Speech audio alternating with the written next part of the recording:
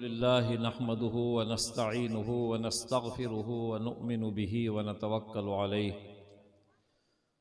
ونعوذ بالله من شرور أنفسنا ومن سيئات أعمالنا من يهده الله فلا مضل له ومن يضلله فلا هادي له ونشهد أن لا إله إلا الله وحده لا شريك له ونشهد أن سيدنا وحبيبنا وشفيعنا ومولانا محمدًا عبده ورسوله أما بعد أعوذ بالله من الشيطان الرجيم بسم الله الرحمن الرحيم وإن تعدوا نعمة الله لا تحصوها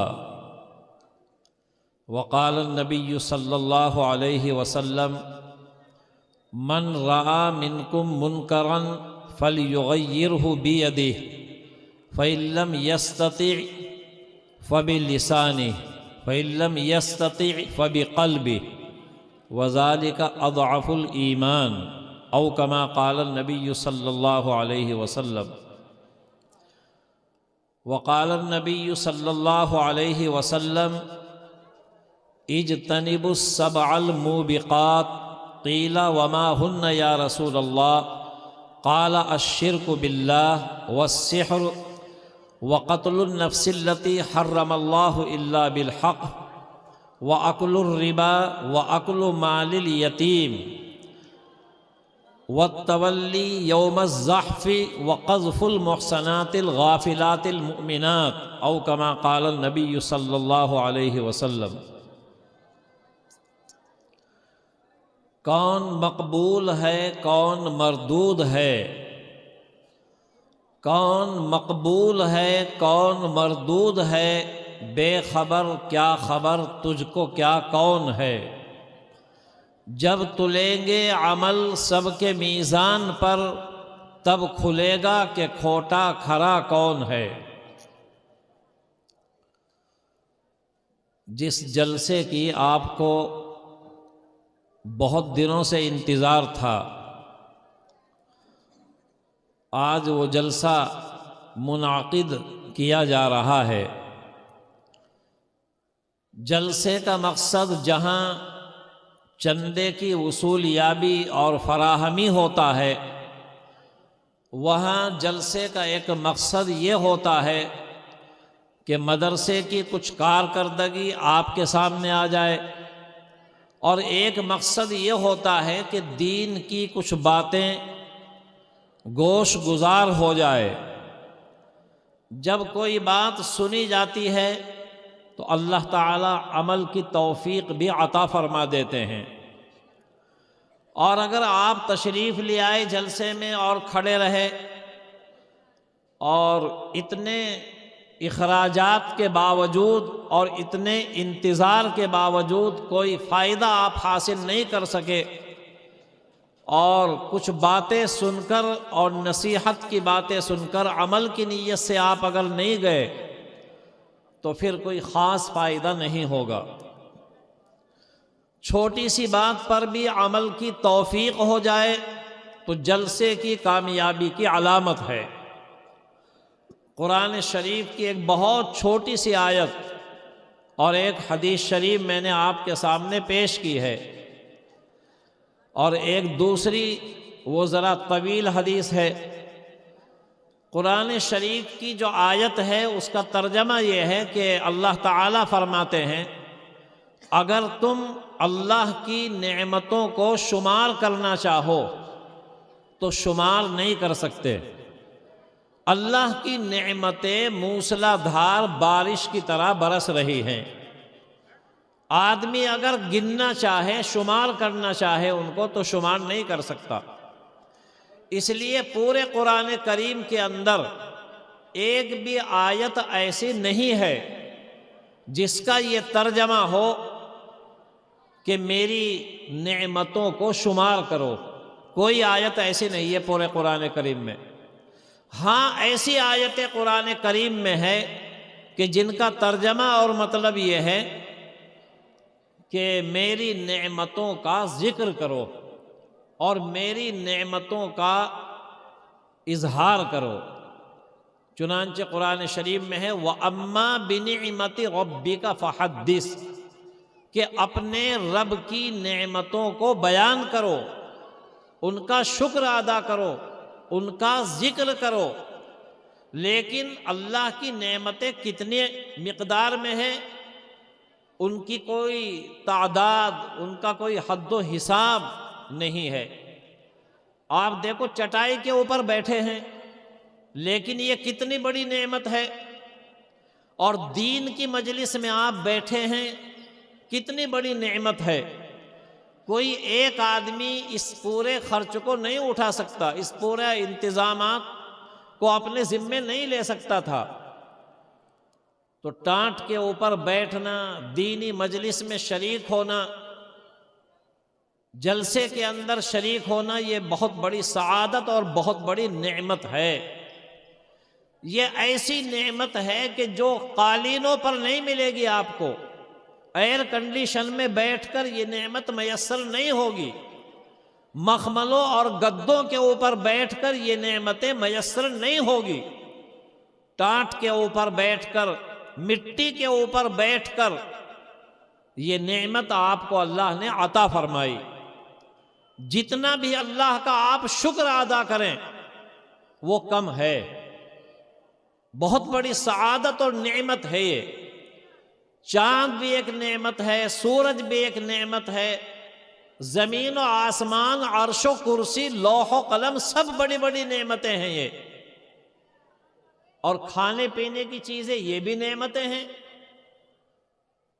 نعمتیں دو قسم کی ہوتی ہیں، ایک ظاہری اور مادی نعمت ہوتی ہے، اور ایک معنوی اور حقیقی نعمت ہوتی ہے۔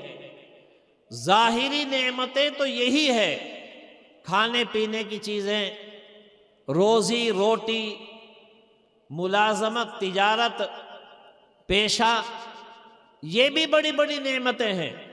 مال و دولت کو اللہ نے قرآن شریف میں فضل کے لفظ سے تعبیر فرمایا، وَابْتَغُوا مِنْ فَضْلِ اللَّهِ۔ مال و دولت یہ بھی اللہ کا فضل ہے۔ وَإِنَّهُ لِحُبِّ الْخَيْرِ لَشَدِيدٌ، خیر سے تعبیر فرمایا۔ لیکن یہ سب ظاہری نعمتیں ہیں، مادی نعمتیں ہیں۔ آنکھ بھی ایک نعمت ہے، کان بھی ایک نعمت ہے، زبان بھی ایک نعمت ہے۔ أَلَمْ نَجْعَلْ لَهُ عَيْنَيْنِ وَلِسَانًا وَشَفَتَيْنِ، یہ بھی سب نعمتیں ہیں۔ لیکن کچھ نعمتیں ایسی ہیں جو معنوی اور حقیقی نعمتیں کہلاتی ہے۔ مثلا قرآن کریم اور حدیث شریف جو اس کی شرح ہے، یہ مسلمانوں کے لیے سب سے بڑی نعمت ہے۔ حدیث میں آتا ہے کہ اشراف امتی حملۃ القرآن و اصحاب اللیل، کہ میری امت کے معزز اور شریف قسم کے لوگ حافظ قرآن ہیں، اور جو راتوں کو اٹھ کر تہجد کی نماز پڑھتے ہوں، ان کو حدیث شریف میں اشراف فرمایا۔ اور حضرت عائشہ رضی اللہ تعالی عنہ فرماتی ہیں کہ بھئی کوئی آدمی کسی چیز کے اوپر فخر کرتا ہے، کوئی عہدوں پر فخر کرتا ہے، کوئی حکومت کے اوپر فخر کرتا ہے، کوئی اولاد کے اوپر فخر کرتا ہے، کوئی مال و دولت کے اوپر فخر کرتا ہے۔ حضرت عائشہ رضی اللہ تعالی عنہ فرماتی ہیں کہ میری امت کے لیے فخر کی چیز قرآن شریف ہے۔ تو قرآن کریم جو اللہ نے ہمیں عطا فرمائی، جو ہم سب کے لیے کتاب ہدایت ہے، ذریعہ نجات ہے، سرمایہ سعادت ہے، اللہ نے ہمیں عطا فرمائی، سب مسلمانوں کو عطا فرمائی۔ اسی کی نسبت پر یہ جلسہ منعقد ہو رہا ہے، اسی کی نسبت پر یہ مدرسہ قائم ہے۔ اسی وجہ سے آپ علماء کا، حفاظ کا، قراء کا احترام کرتے ہیں، اس نسبت پر کہ ان کے سینوں میں قرآن کریم ہوتا ہے۔ تو قرآن کریم بڑی نعمت ہے، اور حدیث شریف میں اس کا حکم ہے۔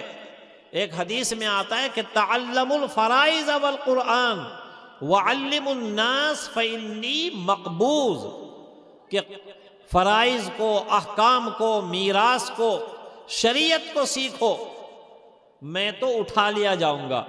حضور نے فرمایا کہ میرے تو چند دنوں کی زندگی میں اٹھا لیا جاؤں گا۔ تو مدرسوں میں یہی قرآن شریف سیکھا جاتا ہے، پڑھایا جاتا ہے۔ حضرت امام احمد ابن حنبل کے خواب سے آپ کو اندازہ ہو جائے گا کہ قرآن کریم کی کتنی اہمیت ہے، اور اسی کی نسبت پر تمام مسلمانوں کی کتنی اہمیت اور فضائل ہے۔ یوں تو چاروں ائمہ بہت بڑی بڑی خصوصیات کے حامل ہیں۔ آسمان سے کتابیں بھی 4 نازل ہوئی، قرآن شریف، تورات، انجیل اور زبور، اور جو ائمہ ہیں بڑے بڑے امام وہ بھی 4 ہیں، اور پھر ان کے بعد کے درجے کے ہیں 4 امام ہیں جن کی ہم سب نماز کے اندر اقتدا کرتے ہیں۔ وہ حضرت امام ابو حنیفہ رحمۃ اللہ علیہ ہیں۔ جو لوگ حج کرنے جاتے ہیں انہوں نے دیکھا ہوگا کہ وہاں حرم شریف میں نماز کے اندر بہت سے لوگ رکوع میں جاتے ہوئے ہاتھ اٹھاتے ہیں، پھر رکوع میں جاتے ہیں، پھر سجدے میں جاتے ہوئے پھر رفع یدین کرتے ہیں، پھر سجدے میں چلے جاتے ہیں۔ وہ دوسرے امام کے ماننے والے ہیں۔ وتر کی ہم 3 رکعتیں ایک سلام کے ساتھ پڑھتے ہیں، وہ 2 رکعت پڑھ کر کے سلام پھیر دیں گے، پھر 1 رکعت پڑھیں گے وہ۔ تو الگ الگ اماموں کے ماننے والے الگ الگ پوری دنیا میں ملیں گے آپ کو۔ جس امام کی ہم اور آپ اقتدا کرتے ہیں نماز میں، وہ امام ابو حنیفہ رحمۃ اللہ علیہ ہیں۔ بڑے ذہین، بڑی ذکاوت اور بڑی فطانت اور بڑی ذہانت کے مالک تھے امام ابو حنیفہ رحمۃ اللہ علیہ۔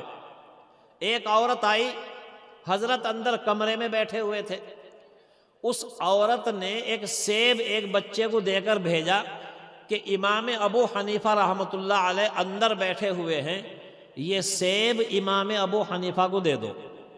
عورت باہر کھڑی رہی، وہ بچہ سیب لے کر، جس سیب کا رنگ سرخ تھا، لال قسم کا رنگ تھا اس کا، وہ بچہ اس سیب کو لے کر امام ابو حنیفہ کو دے آیا۔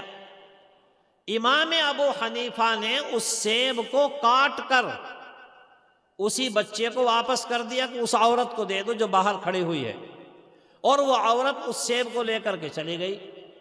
جو لوگ وہاں بیٹھے ہوئے تھے وہ تعجب میں مبتلا ہو گئے کہ بھئی یہ تو عجیب بات ہوئی، ایک عورت نے ایک سیب بھیجا، امام ابو حنیفہ نے بجائے اس کو کھانے کے کاٹ کر کے سیب کو واپس کر دیا۔ تو لوگ کہنے لگے جو مجلس میں حاضر تھے کہ حضرت یہ کیا معاملہ ہوا، ایک سیب آپ کو دیا ایک عورت نے، آپ کے کاٹ کر کے واپس کر دیا۔ تو حضرت امام ابو حنیفہ رحمۃ اللہ علیہ کہنے لگے کہ بھئی اس نے یہ سیب کوئی ہدیے میں نہیں بھیجا تھا، کھانے کے لیے نہیں دیا تھا اس نے یہ سیب، یہ تو ایک مسئلہ معلوم کرنے کے لیے آئی تھی عورت کہ مجھے حیض آ رہا ہے، ماہواری مہینے میں جو عورتوں کو خون آتا ہے، جس میں نہ نماز پڑھ سکتی اور نہ روزہ رکھ سکتی، نماز تو سرے سے معاف ہو جاتی ہے لیکن روزے کی قضا کرنی پڑتی ہے ان دنوں میں۔ اس کی اکثر مدت تو 10 دن ہے، کم سے کم مدت 3 دن ہے، پھر بعض عورتوں کو 5 دن کی عادت ہوتی ہے، بعض عورتوں کو 7 دن کی عادت ہوتی ہے۔ تو یہ عورت تو مسئلہ معلوم کرنے کے لیے آئی تھی کہ جیسے سیب کا رنگ سرخ ہوتا ہے تو مجھے سرخ رنگ کا خون آ رہا ہے، تو میں نماز پڑھوں نہ پڑھوں، مسئلہ معلوم کرنے کے لیے آئی تھی۔ اب شرم کی بنا پر اندر نہیں آ سکی بیچاری، اس نے اس انداز سے کام لیا کہ ایک سیب بھیجا اور امام صاحب سمجھ لیں گے کہ سیب کا رنگ سرخ ہے تو سرخ رنگ کا خون آ رہا ہے مجھے، نماز کب تک چھوڑتے رہوں، کب تک نماز نہ پڑھوں، یہ مسئلہ تھا۔ تو امام صاحب نے سیب کو کاٹ کر کے واپس کر دیا کہ جب خون کا رنگ ایسا ہو جائے جیسے سیب کا رنگ اندر سے ہوتا ہے پیلا سا، یعنی سرخ رنگ کا خون آنا بند ہو جائے اور اس کا رنگ پیلا پڑ جائے، تو بس سمجھ لینا کہ اب تو پاک ہو جائے گی غسل کرنے کے بعد، اب تیرا خون بند ہو گیا، اب نماز پڑھنی شروع کر دینا، اب ہیلے بہانے نہ کرنا، اب نماز معاف نہیں ہوگی۔ یہ مسئلہ تھا۔ آج اگر کوئی کسی کو سیب لے کر کے بھیجے تو بس فوراً کاٹ کے کھانا شروع کرے گا، بھئی چلو اچھا ہوا ایک سیب کسی عورت نے بھیجا ہے کھانے کے لیے، تھوڑی دیر میں نہ سیب رہے گا نہ اس کا کچھ پتہ چلے گا۔ اتنے بڑا ذہین، ایسا محقق اور مدقق آدمی تھا حضرت امام ابو حنیفہ رحمۃ اللہ علیہ۔ ایک امام کا حال تو یہ تھا۔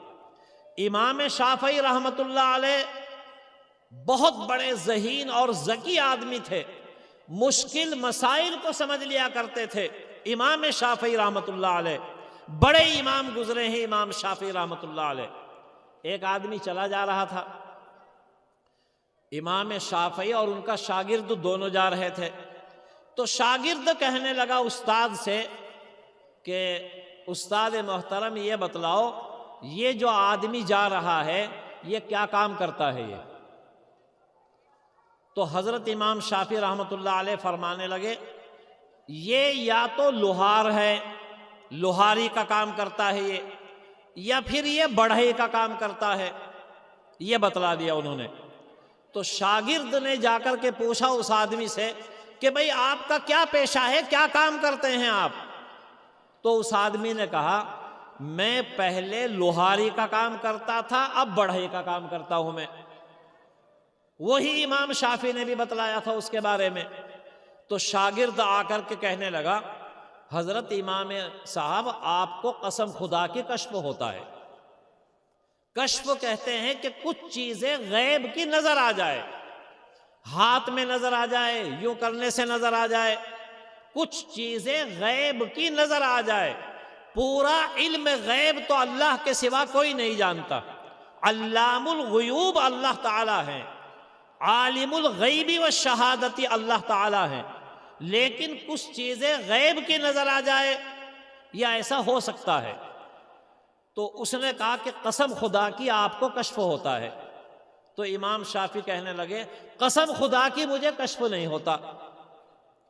تو وہ شاگرد کہنے لگا پھر آپ نے کیسے بتلا دیا اس کے بارے میں کہ پہلے کہ یہ یا تو لوہار ہے یا بڑھئی ہے، آپ کو کیسے پتا چل گیا؟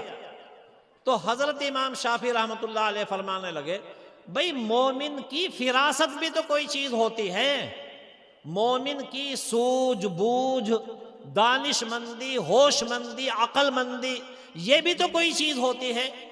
حدیث میں آتا ہے کہ اتقوا من فراست المومن فإنہ ینظر بنور اللہ عز وجل، کہ مومن کی فراست سے بچو۔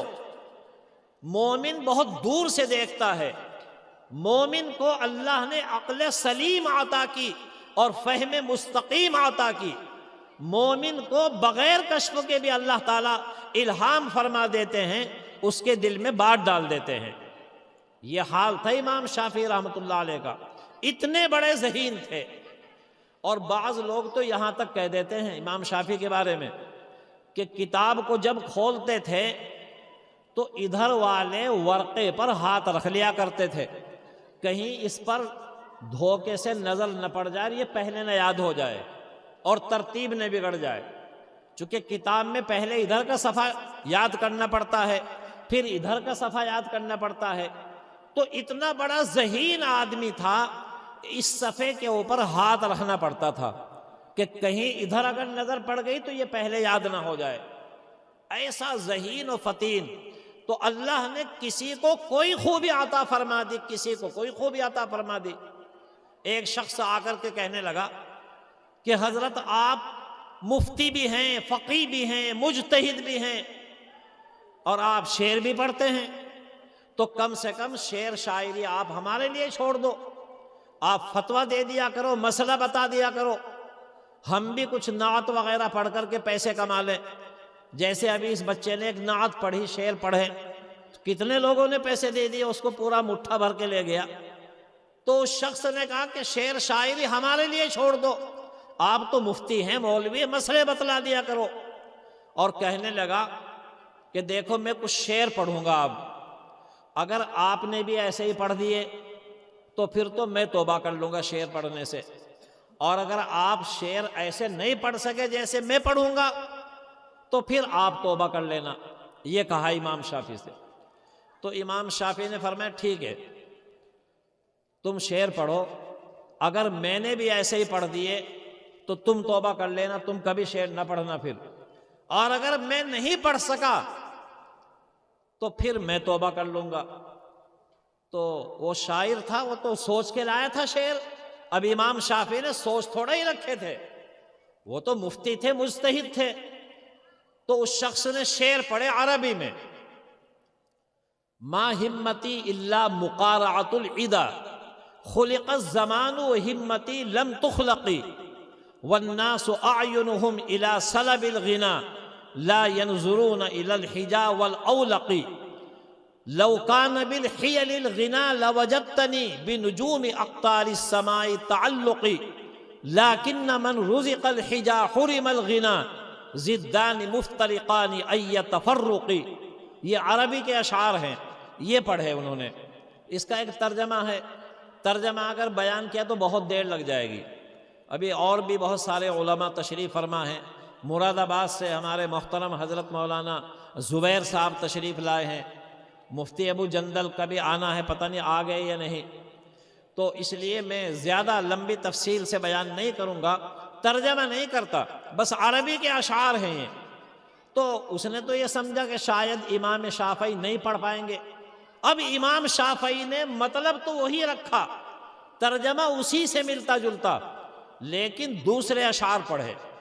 امام شافعی نے پڑھا ان الذی رزق الیسار فلم ینل حمدا ولا اجرا لغیر موفق، فالجد یدنی کل امر شاسع والجد یفتح کل باب مغلق، فاذا سمعت بان محروما اتى ماء لیشربہ فغاز فصدقی، واذا سمعت بان مجدودا حوى عودا فاسمر في يديه فحققي، ومن الدليل على القضاء وكونه بؤس اللبيب وطيب عيش الأحمق، وأحق خلق الله بالهم امرؤ ذو همة يبلى بعيش ضيق۔ یہ امام شافعی نے پڑھے۔ بس اس نے کہا جی حضرت بس آج پتہ چل گیا آپ کی قابلیت کا، آپ تو مفتی بھی ہیں، مجتہد بھی ہیں، محدث بھی ہیں، اور آپ تو شاعر بھی ہیں، بس میں ہی توبہ کر رہا ہوں شعر و شاعری سے، آئندہ بس میں نہیں پڑھنے کا شعر، ساری چیزیں آپ ہی کے لیے ہے۔ اتنا بڑا ذہین، ذکی، فطین یہ دوسرے امام تھے۔ اب تیسرے نمبر کے ہی امام مالک رحمت اللہ علیہ، عربوں میں بہت ملیں گے آپ کو امام مالک کے ماننے والے، یہ سب سے بڑے متقی ہیں اماموں کے اندر۔ لمبا دھڑنگا آدمی تہبند پہن کر جب منبر پر بیٹھتا تھا بہت احادیث بیان کر دیا کرتا تھا۔ امام مالک نے ایک حدیث بیان کی، امام شافعی بھی بیٹھے تھے مجلس میں۔ اب امام شافعی غریب بیچارے اتنے کہ نہ قلم ہے نہ دوا تھے امام شافعی کے پاس، ایک تنکا لے کر کے یوں کرتے تھے یوں اور لکھا کرتے تھے یوں۔ تو بیچ میں سبق بند ہوا، کچھ طلبہ تھے وہ اٹھے وضو کرنے کے لیے، اپنے ضروریات سے فارغ ہونے کے لیے۔ امام مالک نے بلایا لڑکے ادھر آ، وہ اتنا بڑا امام بنا، بعد میں امام شافعی تھے، وہ بلایا لڑکے کو ادھر آؤ۔ کہنے لگے کیا لکھتا تھا؟ کہ جی حدیث لکھ رہا تھا۔ کہ کہاں لکھی دکھاؤ؟ اور وہ تو تنکا لے کر تھوک لگا کر لکھ رہے تھے۔ کہنے لگے تمہارے ہاتھ میں تو کہیں بھی حدیث نہیں، حدیث کی توہین کر رہے تھے۔ تو کہنے لگے امام شافعی، اس وقت تو بچے تھے امام شافعی، کہ جی دل میں لکھ لی یہاں۔ کہنے لگے سناؤ اچھا۔ تو امام شافعی اتنے بڑے ذہین آدمی تھے کہ امام مالک نے اس مجلس میں 123 حدیث بیان کی تھی، اور زبانی 123 حدیث، اور امام شافعی جو بچہ لکھ رہا تھا ساری کی ساری پوری سند کے ساتھ ایک ہی مجلس میں بیٹھے بیٹھے زبانی بیان کر دی، اور اگر میں 2-3 حدیث بیان کروں تو ایک کی بھی نہیں یاد ہونے گی، لیکن امام شافعی نے 123 حدیث اسی مجلس میں بیان کر دی۔ تو امام شافعی کا یہ مقام تھا، اور امام مالک کا دیکھو 123 حدیث بیان کی، کتنا بڑا ذہین، کتنا بڑا حافظہ اللہ نے عطا کیا تھا۔ تو چاروں اماموں کی بڑی بڑی خصوصیات ہیں۔ امام مالک رحمت اللہ علیہ کی خصوصیت مجھے تھوڑی سی بیان کرنی ہے، اور پھر بعد میں امام احمد بن حنبل کی، اور بات ختم ہو جائے گی۔ امام مالک کی خصوصیت یہ ہے کہ ایک دفعہ کسی عورت کا انتقال ہوا، اس کو کچھ عورتیں غسل دے رہی تھی، تو ان عورتوں کی عادت ہوتی ہے غیبت چغلی کرنے کی، تو ایک عورت نے اس کی غیبت کی، جس کو عورتیں غسل دے رہی تھی، انتقال ہو چکا تھا، غسل دیا جا رہا تھا، تو اس عورت نے کہا کہ یہ ایسی تھی، فلانی تھی، فلانی تھی، حرام زادی تھی، غلط کار تھی، الٹے سیدھے کام کرتی تھی۔ عورتوں کی عادت ہوتی ہے نا ہاتھ پھینک پھینک کے بیان کرنے کی۔ ہمارے گھر کے قریب میں ایک عورت ہے، جب لڑتی ہے نا تو کیا مولوی کوئی تقریر کرتا ہوگا، کبھی ادھر ہاتھ پھینکتی ہے، کبھی ادھر ہاتھ پھینکتی ہے۔ تو یہ بھی اس کی غیبت کر رہی تھی کہ جس کو تم غسل دے رہی ہو یہ تو ایسی تھی، ویسی تھی، فلانی تھی، حرام زادی تھی۔ تو یوں کرتے ہوئے اس کا ہاتھ اس عورت کی شرمگاہ کے قریب پہنچ گیا جس کو غسل دیا جا رہا تھا، اور غیبت کرنے کے نتیجے میں اس عورت کا ہاتھ اس کی شرمگاہ پر چپک گیا، یوں جس کی غیبت کر رہی تھی۔ اس لیے سوچ سمجھ کر کسی کی برائی کرنی چاہیے۔ بڑے بڑے گناہ معاف ہو جاتے ہیں، لیکن کسی کی پیٹھ پیچھے زبان کھولنا، غیبت کرنا اتنا بڑا گناہ ہے، اتنا بڑا گناہ ہے کہ معاف نہیں ہوتا۔ اللہ تعالیٰ کی نظر رحمت ہو جائے تو الگ بات ہے، ورنہ اتنا بڑا گناہ ہے غیبت کرنا۔ غیبت کہتے ہیں کسی کی پیٹھ پیچھے غائب آنے میں اس کی برائی کرنا، کہ اگر وہ اس غیبت کو سن لے تو اس کو تکلیف ہو، اس کا نام غیبت ہے۔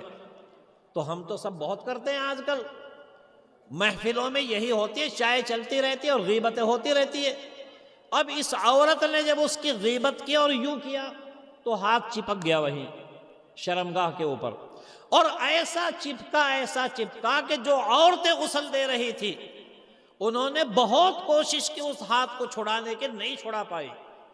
پھر مردوں کو بلایا کہ بھئی اس کا تو ہاتھ چپک گیا، چھڑاؤ، کوشش کرو، اب بھی نہیں چھڑا۔ وہ سب تھک تھکا کر کے بیٹھ گئے، ہاتھ نہیں ہٹا اس کا۔ اتنا بڑا شدید گناہ ہے یہ۔ یہی ایک آدمی ہے اس علاقے میں ہی، نام نہیں بتاتا، جب نماز پڑھاتا ہے تو اللہ اکبر نہیں نکلتا اس کے منہ سے۔ دارالعلوم دیوبند میں پھر رہا تھا، ایک دن میں نے کہا بھئی کیسے آنا ہوا؟ اب جی میرے منہ سے یہ نہیں نکلتا، نماز میں نہیں نکلتا، اللہ اکبر نہیں نکلتا، ویسے نکل جاتا ہے نماز سے باہر۔ اللہ نے مہر لگا دی منہ پر، مہر لگتی ہے کبھی کبھی۔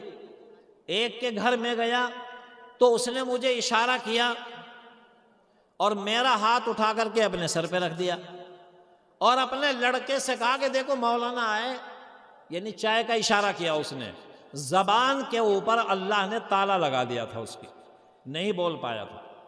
یہ بڑے بڑے گناہ ہیں، کسی کو گالی دے دینا، کسی کو برا کہہ دینا، کسی کی غیبت کرنا، کسی کو ہاتھ سے ستانا، کسی کی زمین دبا لینا، کسی کو تکلیف پہنچا دینا، یہ خطرناک باتیں ہیں یہ۔ اس لیے حدیث میں آتا ہے کہ انسان کے بدن میں 360 جوڑ ہیں، تو صبح کو جب اٹھتا ہے آدمی تو 360 صدقے واجب ہوتے ہیں، اور صبح کو اٹھ کر چیک کر لینا چاہیے کہ زبان صحیح بھی چل رہی ہے یا نہیں، ہاتھ اٹھ بھی رہا ہے یا نہیں، زبان سے اللہ اکبر نکل رہا ہے یا نہیں۔ 360 صدقے واجب ہوتے ہیں، چونکہ 360 ہڈیاں ہیں بدن میں جوڑ، اگر صحیح سالم ہے وہ تو 360 صدقے دو۔ صحابہ نے عرض کیا کہ یا رسول اللہ 360 صدقے کون دے گا؟ اتنے پیسے کہاں سے آئیں گے؟ روز صبح ہی صبح 360 صدقے؟ تو حضور نے فرمایا اگر فجر کے بعد اٹھ کر کے نماز پڑھ لی تو 360 صدقے ادا ہو جائیں گے۔ 2 رکعت نماز پڑھ لی، تم نے 360 صدقے ادا کر دیے۔ کتنا مہربان ہے اللہ تعالیٰ۔ تو اس عورت کا ہاتھ چپک گیا۔ بہت بڑے بڑے بوڑھوں سے پوچھا، بوڑھے تجربے کار ہوتے ہیں نا، تو بوڑھے سے پوچھا بھئی یہ ہاتھ چپک گیا، اس کو کیسے چھڑایا جائے؟ سب بوڑھوں نے لا علمی کا اظہار کر دیا، بھئی یہ تو ہم نے زندگی میں پہلی مرتبہ دیکھا کہ یہ اس کی غیبت کر رہی تھی تو ہاتھ چپک گیا، تو چھٹ ہی نہیں رہا، ہم کیسے چھڑائے اس کو، ہمارے بس کا تو ہے نہیں ہے۔ امام مالک تو نوجوان تھے، اسی وقت سبق پڑھا کے آئے تھے مسجد نبوی میں۔ تو لوگوں نے کہا بھئی چلو اگر بوڑھوں سے نہیں مسئلہ حل ہوا، یہ ایک جوان ہے، اس سے بھی پوچھ کے دیکھ لو۔ لوگوں نے کہا کہ بڑے بڑے بوڑھے تو عاجز ہو گئے، یہ کیسے بتا دے گا؟ لیکن لوگوں نے کہا بھئی پوچھ کے تو دیکھ لو، بعض مسئلے بچوں کے یاد ہوتے ہیں اچھے، بعض مسئلے جوانوں کے یاد ہوتے ہیں، بوڑھوں کے نہیں ہوتے، تو اسی جوان سے پوچھ لو۔ اب امام مالک سے پوچھا کہ حضرت یہ ایک عورت کو غسل دیا جا رہا تھا اور یہ عورت غیبت کر رہی تھی، چغلی کر رہی تھی، تو اس کا ہاتھ جب اس کی شرمگاہ کے قریب پہنچا تو چپک گیا، اور اس کو چھڑانے کی بہت کوشش کی لیکن یہ تو چھٹتا ہی نہیں، اب کیا کیا جائے؟ تو امام مالک نے فرمایا، سوچ سمجھ کر کے پوری بات غور سے سنی۔ بڑا محدث تھا امام مالک، بڑا متقی پرہیزگار اللہ والا۔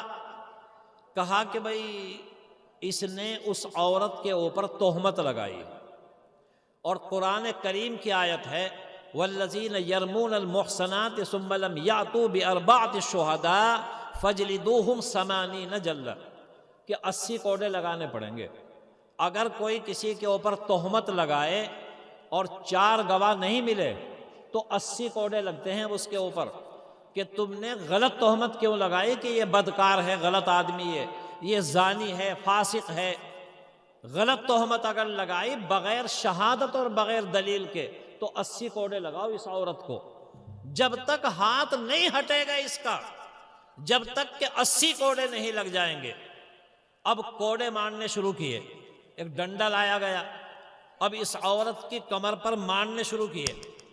ایک کوڑا لگا تو تھوڑا سا ہلکا ہوا ہاتھ، پھر دوسرا کوڑا مارا اور کچھ ہلکا ہوا، پھر تیسرا کوڑا مارا۔ 80 کوڑے لگتے لگتے پھر ہاتھ اس کا جو چپک گیا تھا وہ ہٹ گیا، 80 کوڑے مارنے کے بعد ہٹا۔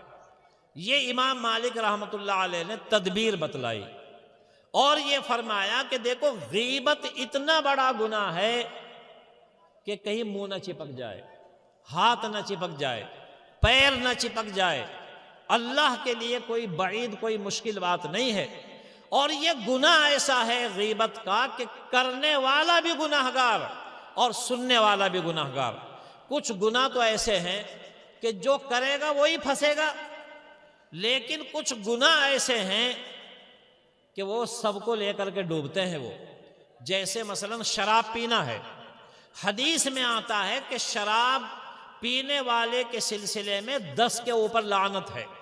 شراب بنانے والا، نچوڑنے والا، لادنے والا، جس کے لیے لے جا رہا ہے وہ 4 تو یہ ہو گئے، بیچنے والا، خریدنے والا 2 یہ ہو گئے، اور اسی طریقے سے ہبہ کرنے والا وہ ہو گیا، نچوڑنے والا اور اس کی آمدنی کھانے والا، یہ تمام کے تمام جتنے بھی ہیں یہ ان سب کے اوپر اللہ تعالیٰ نے لعنت فرمائی۔ صرف پینے والے کے اوپر نہیں، جو لایا تھا اس کے اوپر بھی لعنت ہے، جو پی رہا ہے اس کے اوپر بھی لعنت ہے، جو بیچ رہا ہے اس کے اوپر بھی لعنت ہے، جو خرید رہا ہے اس کے اوپر بھی لعنت ہے، جو لاد کر لا رہا ہے جس کے لیے لے جا رہی ہے اس کے اوپر بھی لعنت ہے، اور جو ہدیے میں دے رہا ہے اس کے اوپر بھی لعنت ہے۔ اور جو آمدنی کھا رہا ہے اس کے اوپر بھی لعنت ہے۔ اور ایک حدیث شریف میں تو یہ فرمایا کہ اجتنبوا الخمر فإنها مفتاح کل شر، کہ شراب سے بچو، یہ تمام برائیوں کی چابی ہے۔ یہ شراب پی کر کے جب نشہ آئے گا تو جو چاہے برائی کر لے گا، یہ زنا بھی کر لے گا، قتل بھی کر دے گا، لڑائی بھی کرے گا، ہر برائی کی چابی ہے شراب پینا، ایک حدیث میں فرمایا۔ بہت ساری حدیثیں ہیں، ایک حدیث میں فرمایا کہ لا يدخل الجنت مدمن خمر، کہ شراب کے نشے میں لت پت ہونے والا جنت میں نہیں جائے گا۔ ایک حدیث شریف میں فرمایا کہ من الخمر ام الفواحش واکبر الکبائر ومن شرب الخمر ترک الصلاۃ ووقع علی امہ وعمتہ وخالتہ، کہ جو شراب پیے گا یہ اکبر الفواحش، ام الفواحش، اکبر الکبائر، یعنی تمام برائیوں کی جڑ، تمام گناہوں میں سب سے بدترین قسم کا گناہ۔ پھر فرمایا کہ جو شراب پیے گا نماز تو چھوڑے گا ہی، وہ اپنی ماں کے ساتھ بھی مکالہ کر سکتا ہے، وہ اپنی پھوپھی اور اپنی خالہ کے ساتھ بھی مکالہ کر سکتا ہے شراب پینے والا۔ اور حدیث میں فرمایا کہ میری امت کے لوگ ریشم کو جائز کر لیں گے، زنا کو جائز کر لیں گے، شراب کے نام بدل بدل کر کے پئیں گے، کوئی بھنگ کہہ کر کے پی لے گا، کوئی افیون کی تعویل میں پی لے گا، کوئی بیئر کہہ دے گا، کوئی ہیروئن کہہ دے گا، کوئی دوائی کھا کر کے کہہ دے گا کہ یہ تو دوائی ہے۔ حضور نے فرمایا دوائی نہیں، بیماری ہے یہ۔ بہت ساری احادیث میں شراب کی قباحت کو بیان کیا۔ ایک حدیث شریف میں آتا ہے کہ اللہ تعالی نے اپنے اوپر لازم کر لیا کہ 4 آدمیوں کو جنت میں نہیں داخل ہونے دوں گا، ایک شراب پینے والا، ایک سود کھانے والا، ایک یتیم کا مال کھانے والا، اور ایک ماں باپ کو ستانے والا۔ اللہ نے لازم کر لیا کہ جنت کی خوشبو 40 سال کی دوری سے آتی ہے، مہک آنی شروع ہو جاتی ہے۔ دیکھو اگر کوئی خوشبو لگا لے مہک پڑتی ہے دور تک، کوئی باغ میں چلا جائے پھول کی خوشبو مہکتی ہے، تو جنت کی خوشبو 40 سال کی دوری تک آنی شروع ہو جائے گی۔ لیکن اللہ نے فرمایا کہ 4 لوگوں کو خوشبو بھی سونگنے نہیں دوں گا، جنت میں بھی داخل نہیں کرنے دوں گا۔ ایک شراب پینے والا، سود کھانے والا، یتیم کا مال کھانے والا، اور ماں باپ کو تکلیف پہنچانے والا۔ اتنا بڑا گناہ ہے ماں باپ کو تکلیف پہنچانا۔ ماں کے قدموں کے نیچے جنت ہے، اور باپ جنت کا دروازہ ہے، اور اللہ تعالیٰ نے اپنے نام کے ساتھ ماں باپ کا ذکر کیا ہے قرآن شریف میں۔ اتنی بڑی نعمت ہے ماں باپ، تو یہ 4 قسم کے لوگ جنت میں نہیں جانے گے، لازم کر لیا اللہ تعالیٰ نے اپنے اوپر۔ تو شراب اتنی عجیب چیز ہے، یہ نشہ، کہ جو کام نہیں بھی کرنے ہوتے سب کر لیتا ہے شرابی۔ کسی بھی قسم کا نشہ ہو، چاہے دوائی کی شکل میں کھا رہا ہو، چاہے پینے والی چیز ہو، چاہے ہاتھ پر رگڑ کر کے بیڑی وغیرہ سگریٹ میں بھر کے پی رہا ہو، چاہے تمباکو کی شکل میں استعمال کر رہا ہو، یہ سب نشے کی قسمیں ہیں، تعویل کرنے سے جائز نہیں ہوگی۔ تو سب کو لے کر کے ڈوبتا ہے شرابی۔ اسی طرح سود کھانے والا، لکھنے والا، لینے والا، سب کو لے کر کے ڈوبے گا سود استعمال کرنے والا۔ بینک میں پیسے جمع کرنا تو بہت اچھا ہے، لیکن کاپی پر انٹرسٹ لکھا ہوا آتا ہے سود، اس کو استعمال کرنا جائز نہیں ہے۔ تو کچھ گناہ تو ایسے ہوتے ہیں کہ جن کو آدمی کرتا ہے تو خود ہی بھگتتا ہے، لیکن کچھ گناہ ایسے بھی ہوتے ہیں کہ اس میں بہت سارے لوگ شامل ہوتے ہیں۔ سننے والے کو بھی گناہ ملتا ہے، بولنے والے کو بھی گناہ ملتا ہے، پاس میں بیٹھنے والے کو بھی گناہ ملتا ہے۔ حضرت مولانا الیاس صاحب رحمۃ اللہ علیہ جو بانی تبلیغ ہے، ایک دفعہ ان کی مجلس لگ رہی تھی، کسی نے غیبت کر دی کسی کی، تو مولانا الیاس رحمۃ اللہ علیہ اپنی جگہ سے کود کر جلدی سے اس کے ہونٹ پکڑ لیے۔ تو لوگ کہنے لگے بھئی مولانا کو کیا ہو گیا، مولانا الیاس صاحب کو کیا ہو گیا، یہ تو کود کر کے ہونٹ پکڑ لیے انہوں نے۔ تو بعد میں پتہ چلا کہ یہ آدمی غیبت کر رہا تھا، تو حضرت مولانا الیاس صاحب نے اس کے ہونٹ پکڑ لیے اس طریقے سے غیبت کرنے کی وجہ سے۔ تو غیبت اس عورت نے جو کی تھی نا، غیبت، اس کا ہاتھ چپک گیا تھا۔ تو عورتوں کی عادت اور خصلت ہوتی ہے، تو جب تک 80 کوڑے نہیں مارے گئے ہاتھ اپنی جگہ سے نہیں ہٹا اس کا، اور 80 کوڑے لگنے کے بعد ہاتھ اپنی جگہ سے ہٹ گیا۔ تو عورتوں کی عادت ہوتی ہے جھوٹ بولنے کی، غیبت کرنے کی، آپس میں ایک دوسرے کی برائی کرنے کی۔ اس لیے ایک واقعہ پیش آیا، حضور صلی اللہ علیہ وسلم نے ایک دفعہ عید کا خطبہ پڑھا، عید کی نماز پڑھائی، اور عورتوں میں چلے گئے حضور صلی اللہ علیہ وسلم، اور عورتوں کو اکٹھا کیا۔ اب تو عورتوں کے جلسے ولسے ہوتے ہی نہیں، دیکھو مردوں کے تو کتنے جلسے ہوتے ہیں، جمعے میں مردوں میں تقریر ہوتی ہے، مدرسوں کے جلسے میں وہ مردوں میں تقریر ہوتی ہے، شادی بیاہ میں نکاح ہوتا ہے تو تب مردوں میں تقریر ہوتی ہے۔ عورتوں کو بیچاری کو کوئی سمجھانے والا ہی نہیں، اس لیے وہ شوہروں کی نافرمانی کرتی ہے، پھر شوہر طلاق دیتا ہے۔ تو عورتوں کے بھی جلسے چھوٹے چھوٹے ہونے چاہیے۔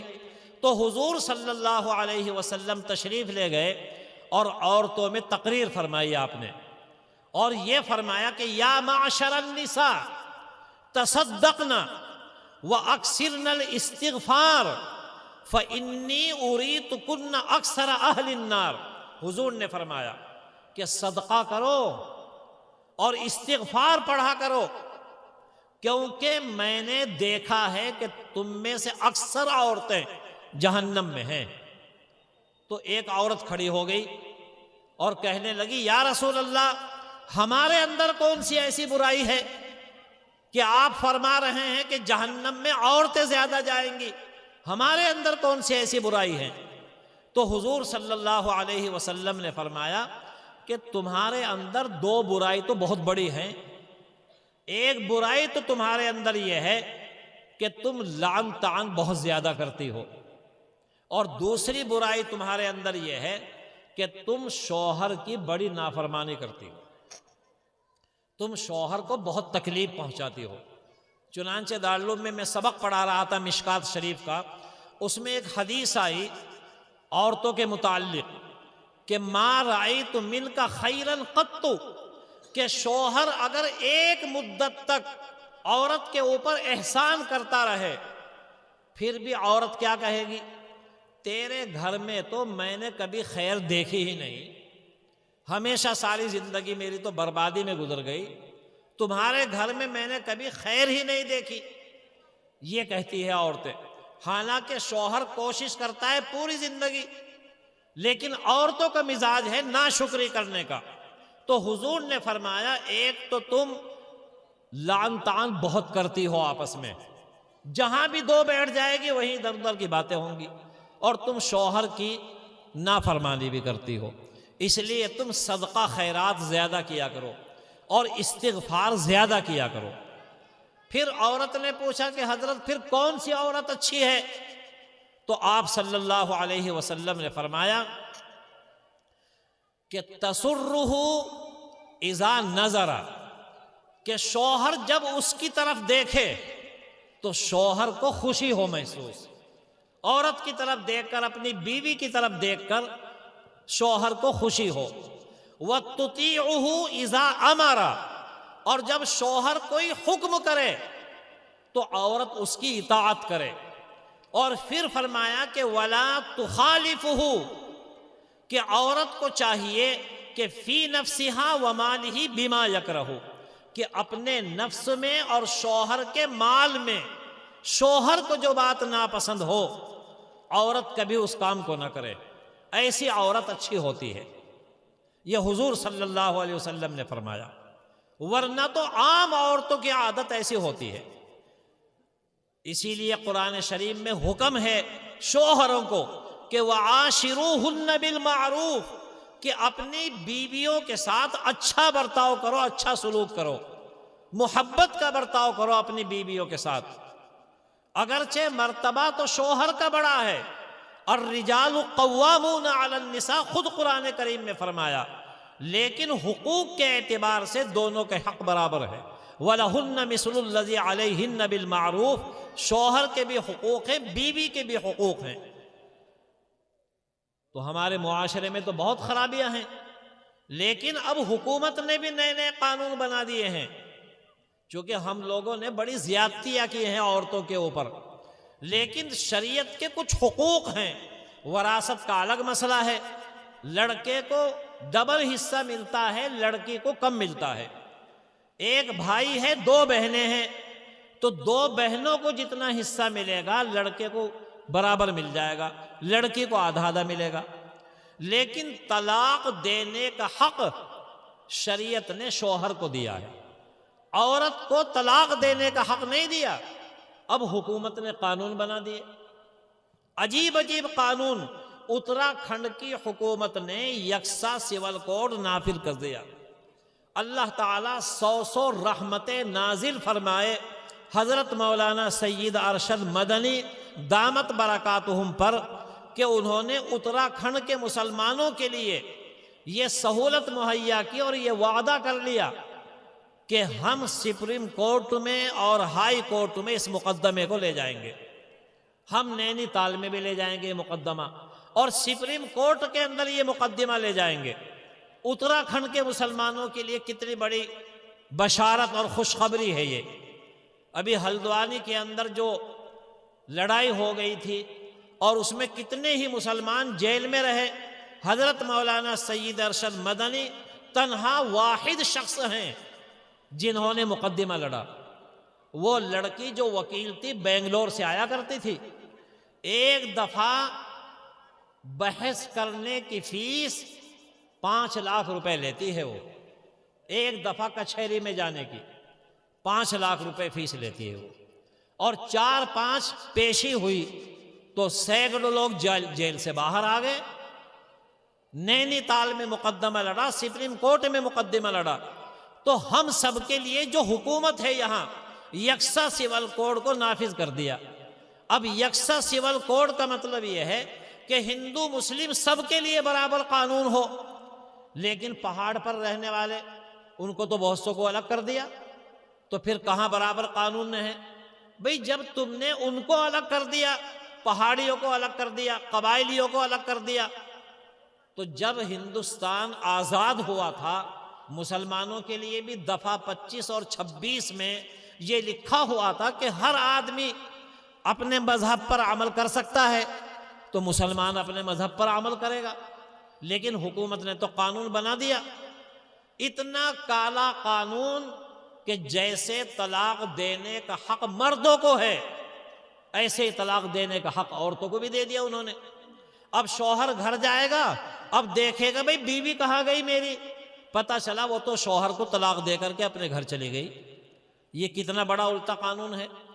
اب شوہر کے اندر تو تحمل ہے، مستقل مزاجی ہے، قرآن کریم میں قوام فرمایا، اور عورتیں تو جلد باز ہوتی ہیں، ذرا سی لڑائی بھڑائی میں کہہ دیا کرے کہ میں نہیں رہتی۔ تو یہ عجیب قانون بنا دیا۔ حضرت مولانا ارشد مدنی نے فرمایا اس کو ہم مقدمہ لڑیں گے۔ اسی طریقے سے اگر کوئی نکاح کرے گا مسجد میں بیٹھ کر تو اس کو کچہری میں بھی کرنا پڑے گا۔ 1 مہینے کی مہلت ہوگی، کچہری میں جائے گا، اپنا نکاح رجسٹر کرائے گا۔ اور جن لوگوں کے نکاح 2010 کے بعد ہوئے، یعنی اب سے 15 سال پہلے جن لوگوں کے نکاح ہو گئے، ان کو بھی کچہری میں جا کر کے اپنا کاغذ بنوانا پڑے گا۔ اس کے لیے حکومت نے 6 مہینے کی مدت دی ہے۔ تو ہم نے حضرت مولانا ارشد مدنی سے ذکر کیا کل پرسوں کہ حضرت یہ تو بہت سخت قانون ہے، تو اس کے بارے میں تو حضرت نے یہ فرما دیا کہ بھئی نکاح تو مسجد میں ہی ہوں گے ایجاب و قبول، لیکن اگر کچہری میں جا کر اس کے کاغذ بنوا لیے جائیں تو اس میں کوئی حرج کی بات نہیں ہے، یہ قانون شریعت سے ٹکراتا نہیں ہے۔ نکاح تو وہی ہوگا مسجد میں ہی ہوگا نکاح، عالم دین پڑھائے گا یا امام مسجد پڑھائے گا۔ نکاح کی تو بس اتنی حقیقت ہے کہ عورت سے اجازت لی جائے گی کہ فلاں ابن فلاں کا تیرے ساتھ نکاح ہو رہا ہے، یہ 2 گواہ ہیں، کیا تم تیار ہو؟ وہ عورت زبان سے بول کے کہہ دے جی میں تیار ہوں، اور شوہر اس کو قبول کر لے، بس یہ ایجاب و قبول ہے۔ اب اس کے بعد اگر کچہری میں جا کر کے یا پردھان کے پاس جا کر کے لکھت روپ میں لے آئیں اس کو، تو یہ قانون شریعت سے نہیں ٹکراتا، اس میں کوئی حرج نہیں ہے۔ اب چونکہ نکاح کا سیزن چلنے والا ہے، اب لوگ نکاح کریں گے تو نکاح تو مسجد میں جلسوں میں ہی ہوں گے، لیکن اگر کاغذ بنوا لیا جائے تو یہ شریعت سے نہیں ٹکراتا۔ تو حکومت کے وہ قوانین جو شریعت سے نہیں ٹکراتے اس میں تو کوئی حرج نہیں ہے ماننے میں، لیکن یہ قانون بنا دیا کہ عدت نہیں گزارے گی عورت، ادھر شوہر نے طلاق دی، ادھر وہ عورت دوسرے سے جا کر کے نکاح کر لے گی۔ اگر عورت امید سے ہے، مثلا پیٹ میں حمل ٹھہرا ہوا ہے اور عدت نہیں گزارتی، کسی دوسرے سے جا کر کے نکاح کر لیا، تو جب بچہ پیدا ہوگا یہ کیسے طے ہوگا کہ یہ دوسرے شوہر کا ہے یا پہلے شوہر کا ہے؟ یہ قرآن سے ٹکرا رہا ہے یہ۔ اس لیے عورتوں کی تربیت بھی ضروری ہے اپنے گھروں میں، عورتوں کے لیے تعلیم ضروری ہے، بتانا ضروری ہے کہ اگر ایک طلاق دے دی کہ تجھے طلاق، اس سے کچھ نہیں بگڑتا، اور اگر 2 طلاق دے دی، یوں کہہ دیا کہ تجھے 2 طلاق، یا یوں کہہ دیا کہ تجھے طلاق طلاق، اس سے بھی کچھ نہیں بگڑتا۔ یوں کہہ دے اس کو تھوڑی دیر میں واپس لے رہا ہوں اپنی، تو 1 طلاق دے کر بھی واپس لے سکتا ہے اور 2 طلاق دے کر بھی واپس لے سکتا ہے، اگر صریح لفظوں میں کہا، لفظ طلاق بولا تب۔ اور اگر 3 طلاق دے دی تو اب بہت مسئلہ مشکل ہے، پہلے اس شوہر کی عدت گزارے گی وہ، پھر کسی اور سے نکاح ہوگا، اس کے ساتھ تنہائی میں رہنا پڑے گا کم سے کم 1 رات، پھر وہ طلاق دے گا اس کو، پھر اس کی عدت گزارے گی، پھر پہلے والے کے پاس آئے گی۔ اس کو حلالہ کہتے ہیں، شریعت نے تو حلالہ رکھا، حکومت نے یہ کہہ دیا کوئی حلالہ ولالہ نہیں ہوگا۔ تو بھائی اس لیے 3 طلاق دینی ہی نہ چاہیے، کوئی ثواب تھوڑا ہی طلاق دینے کا، لیکن بہت سے ایسے بے پڑھے لکھے ہوتے ہیں کہ وہ تو 3 ہی کہاں دے، وہ تو جتنی ایک سانس میں آتی ہے نا پورے منہ میں وہ ساری بول دیتے ہیں، لیکن پڑے گی 3 ہی، اور چاہے لفظ غلط نکالے چاہے صحیح نکالے تب بھی پڑے گی وہ، چاہے مذاق میں طلاق دے یا غصے میں طلاق دے تب بھی پڑے گی۔ اور اگر کسی کی بیوی کا نام تھا صالحہ اور نکل گیا طالقہ، اب بھی پڑے گی وہ۔ اس لیے بیویوں کا نام بھی سوچ سمجھ کر لینا چاہیے کہ الٹا نہ نکل جائے زبان سے، اگر دھوکے سے بھی نکل گیا تب بھی پڑے گی وہ۔ اس لیے عورتوں کی تربیت ضروری ہے، آپس میں شوہر بیوی میں محبت، پیار، اتفاق و اتحاد ضروری ہے۔ اس کو یہ بتانا پڑے گا کہ دیکھو طلاق اگر 3 پڑ گئی تو حلالہ ہے، 1 یا 2 پڑی اس سے کچھ نہیں بگڑتا، اور عدت ضروری ہے طلاق کے بعد، اور 3 کے بعد حلالہ بھی ضروری ہے۔ لیکن یکساں سول کوڈ میں تو سب برابر کر دیا، یہاں تک برابر کر دیا کہ لڑکے کو بھی وہی حصہ دینا پڑے گا، لڑکی کو بھی وہی دینا پڑے گا، یہ شریعت کے بالکل خلاف ہے۔ تو اس کا مقدمہ لڑا جائے گا سپریم کورٹ کے اندر۔ حضرت مولانا ارشد مدنی صاحب نے وعدہ کر لیا کہ ہم اس کو لے جائیں گے، چونکہ یہ ہماری جو جمعیت ہے اس میں تو بہت پیسے چاہیے، 5-5 لاکھ روپے وکیل ایک دفعہ میں لے لیتا ہے، تو اتنا چندہ کہاں سے لائیں گے؟ اتنا چندہ تو آپ مدرسے میں مسجد میں دیتے ہیں۔ تو اس لیے عورتوں کی تربیت کا ہونا ضروری ہے۔ تو اس عورت کا جو ہاتھ چپک گیا تھا تو امام مالک رحمۃ اللہ علیہ نے فرمایا بھئی اس نے الٹی سیدھی تہمت لگائی، 80 کوڑے لگانے کے بعد تب شرمگاہ سے ہاتھ ہٹا اس کا۔ اس لیے کسی کی غیبت کرنا، کسی کی چغلی کرنا، کسی کو ہاتھ سے تکلیف دینا، کسی کی زمین دبانا، ماں باپ کی نافرمانی کرنا، شراب پینا، سود کھانا، یتیم کا مال کھانا، یہ سب چیزیں حرام ہیں۔ امام مالک اتنے بڑے فہم و فراست کے مالک تھے، کہ بتا دیا کہ اس نے غیبت کی ہے اس کی۔ اور امام احمد ابن حنبل، بس یہ آخری امام ہیں، امام احمد ابن حنبل بڑے عظیمت کے پہاڑ تھے۔ تفصیل کا تو موقع نہیں رہا۔ حضرت مولانا موسیٰ صاحب نے مجھ سے یہ فرمایا تھا کہ بس آپ آدھ گھنٹہ بول لیں، زیادہ نہیں پریشان کرنا۔ میں نے معذرت بھی کی تھی، چونکہ 4 گھنٹے تو امتحان گاہ میں رہنا پڑتا ہے۔ دارالعلوم میں آج کل سالانہ امتحان چل رہے ہیں، تو 4 گھنٹے وہاں نگرانی، کمرے میں آنے کے بعد پھر پیر بھی جواب دے دیتے ہیں اور ہمت بھی جواب دے دیتی ہے۔ لیکن حضرت مولانا محمد موسیٰ صاحب ناظم صاحب کا حکم تھا، آپ حضرات کا دیدار بھی کرنا تھا، زیارت بھی کرنی تھی، ملاقات بھی مقصد تھی، اس لیے میں حاضر ہو گیا، اور جتنا وقت مجھے لینا چاہیے تھا اس سے زیادہ وقت ہو گیا۔ اب میں اپنی بات کو بالکل مختصر کر رہا ہوں۔ امام ابو حنیفہ کا واقعہ بتلایا، امام شافعی کا بتلایا، امام مالک کا بتلایا، اب امام احمد ابن حنبل رحمت اللہ علیہ، انہوں نے خواب میں دیکھا اللہ تعالیٰ کو۔ اگر کسی کے خواب میں اللہ تعالیٰ آ جائیں بس ان کی مغفرت ہو جاتی۔ اتنا بڑا امام تھا، اللہ تعالیٰ کو خواب میں دیکھا۔ ہم نے جو کتاب پڑھائی دارالعلوم میں، اس میں تو لکھا کہ 100 مرتبہ دیکھا اللہ تعالیٰ کو خواب میں۔ اور امام احمد نے پوچھا کہ اے اللہ، میں آپ کا مقرب بندہ کیسے بنوں؟ تو اللہ تعالیٰ نے خواب میں یہ فرمایا کہ قرآن شریف پڑھا کرو، بس میرا مقرب بندہ بن جاؤ گے۔ اس لیے ہم سبوں کو قرآن کی تلاوت کرنی چاہیے، کچھ بھی نہ ہو تو 2-4 سورتیں ہی یاد کر لیجئے۔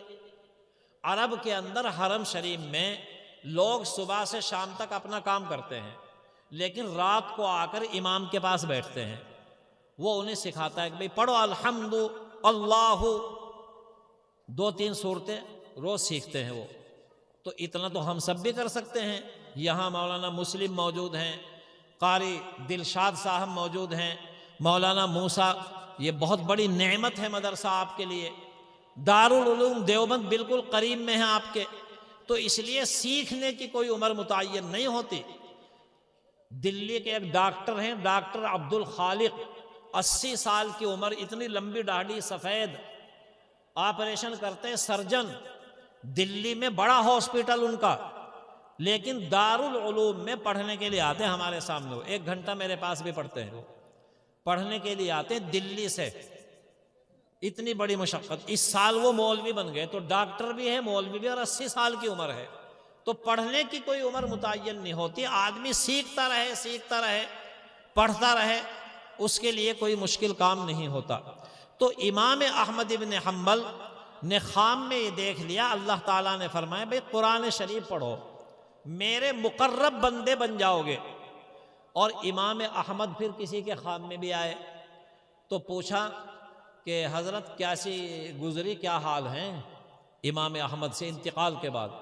تو امام احمد کہنے لگے بھائی جب مجھے دفنا دیا تو میں نے سوچا فرشتے آئیں گے منکر نکیر سوال کرنے۔ منکر نکیر ہے یہ لفظ، منکر نہیں، منکر کے معنی تو ہے انکار کرنے والا۔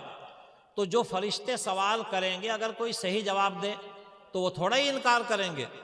منکر نکیر کا معنی ہے اجنبی، جس کو کوئی نہیں جانتے ہو۔ تو امام احمد کہنے لگے جب مجھے دفنا دیا تو میں نے سمجھا قبر میں منکر نکیر آئیں گے فرشتے، اور پتہ نہیں کیا سوال کریں گے۔ تو فرشتے ورشتے تو کچھ نہیں، مجھ کو تو اللہ تعالیٰ نے اپنے قریب میں بلا لیا، مقام لاہوت، لاہوتی کہتے ہیں جو اللہ کی ذات و صفات کا عقیدہ رکھے، اور اللہ تعالیٰ نے تو مجھے کرسی پہ بٹھا دیا۔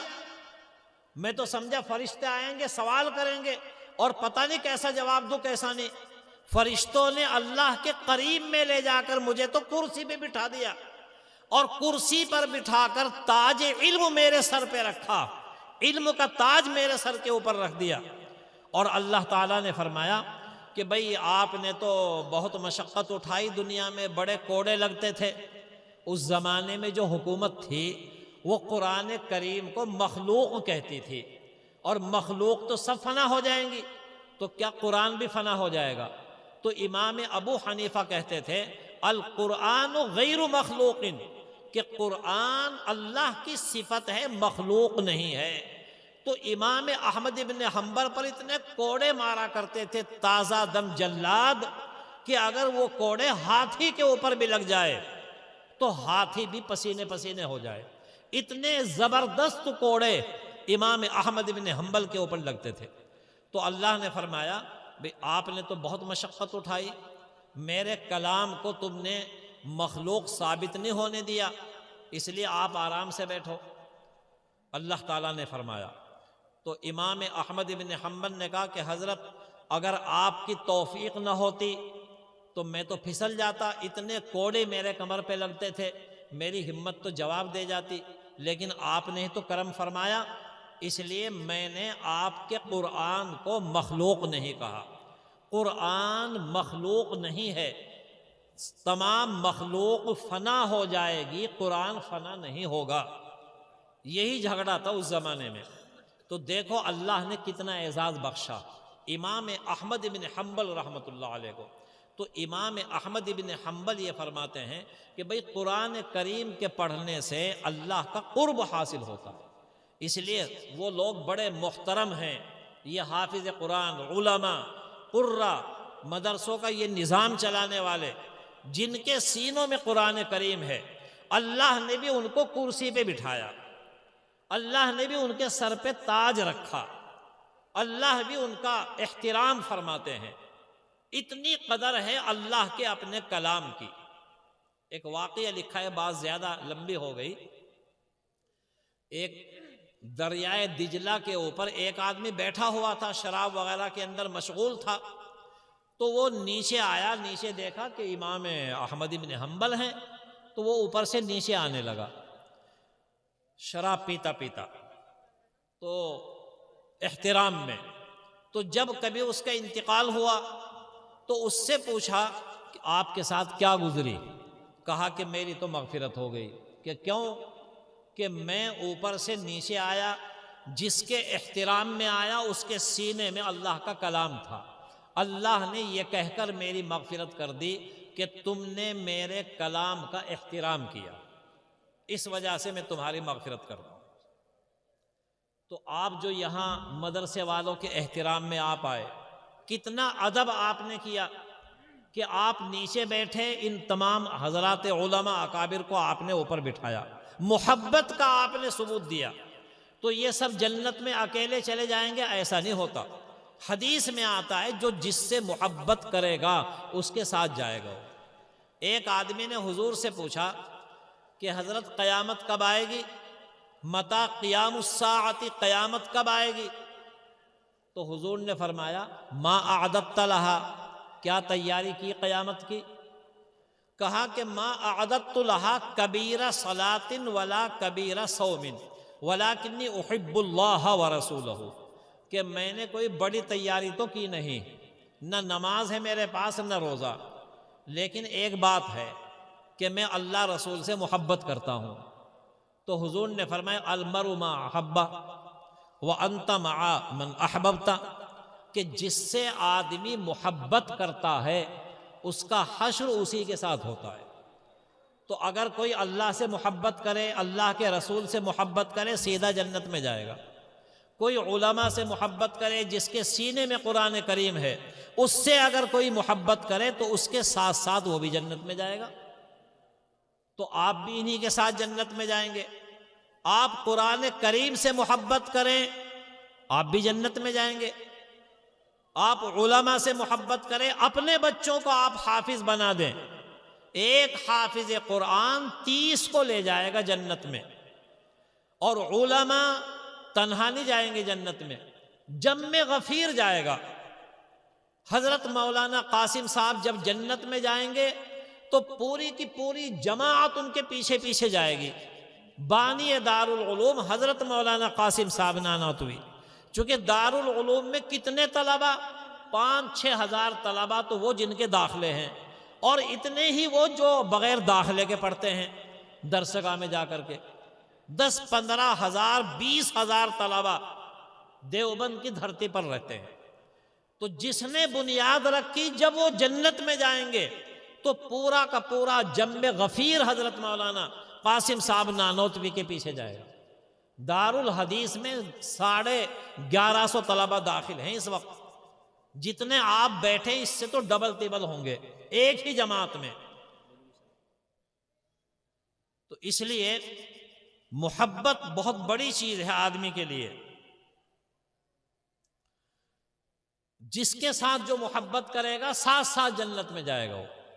تو مدرسے کے اساتذہ، طلبہ، قرآن کریم کی تعلیم، یہ بہت اہم چیز ہے۔ تو 4 امام جو بڑے بڑے ہیں، امام احمد بن حنبل نے خام میں اللہ کو دیکھا، تو یہی پوچھا کہ آپ کا قرب کیسے حاصل ہوگا؟ تو اللہ تعالیٰ نے یہ فرمایا قرآن شریف پڑھنے سے۔ پھر امام احمد بن حنبل نے پوچھا کہ سمجھ کر پڑھوں ترجمے کے ساتھ یا ویسے ہی؟ تو اللہ تعالیٰ نے فرمایا چاہے سمجھ کر پڑھو، چاہے بس الفاظ ہی پڑھو، جیسے درج حفظ میں تو الفاظ ہی پڑھتے ہیں، چاہے سمجھ میں ترجمہ آئے چاہے نہ آئے، تب بھی میرا قرب حاصل ہوگا۔ اس لیے ہم سب کے لیے ضروری ہے کہ اپنے بچوں کو دین کی تعلیم دیں اور خود قرآن شریف پڑھیں۔ اب رمضان شریف کا مہینہ بھی قریب ہے، رمضان کی بڑی عبادت قرآن کریم کی تلاوت ہے۔ اللہ تعالیٰ مجھے بھی، آپ کو بھی، ہم سب کو عمل کی توفیق عطا فرمائے، اور اس مدرسے کو دن دونی رات چوگنی ترقی عطا فرمائے، اور اللہ تعالیٰ اس جلسے کو بھی اپنی بارگاہ میں قبول فرمائے۔ وآخر دعوانا ان الحمد للہ رب العالمین۔